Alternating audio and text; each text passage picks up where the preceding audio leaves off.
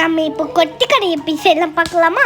அதுக்கு ஒரு பெரிய குக்கரில் 1 கிலோ மட்டன் கொத்துக்கறி, மஞ்சள் பொடி, தண்ணி இதெல்லாம் போட்டு 2 விசில் வச்சு வேக வைக்கணும்.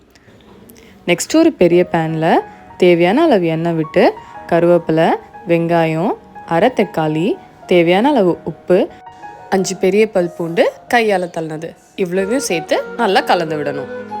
நம்ம குக்கரில் வேக வச்ச கொத்துக்கறி வெந்திருக்கான்னு பார்த்துட்டு அதை அப்படியே எடுத்து நம்ம பேனில் மிக்ஸ் பண்ண போகிறோம். மிக்ஸ் பண்ணிவிட்டு இதுக்கு தேவையான masala 1 spoon chilli powder, 2 spoon coriander powder, தேவையான அளவு பெப்பர் இதெல்லாம் சேர்த்து நல்லா கலந்து விடணும். கூடவே மல்லி இலையும் தூவிக்கலாம். கொஞ்சம் குழம்பு பக்குவத்தில் இருக்க அந்த கொத்துக்கறியை அதில் இருக்க தண்ணிலாம் வற்றி எண்ணெய் பிரிஞ்சு வர வரைக்கும் அதை வற்ற விடணும். கொத்துக்கறி ரெடி ஆயிடுச்சு. இதை இட்லி, சப்பாத்தி, ரைஸ் எது கூட வேணாலும் வச்சு சாப்பிடலாம். ஈஸியான இந்த ரெசிபியை ட்ரை பண்ணிவிட்டு கமெண்ட்டில் எப்படி இருக்குன்னு சொல்லுங்கள்.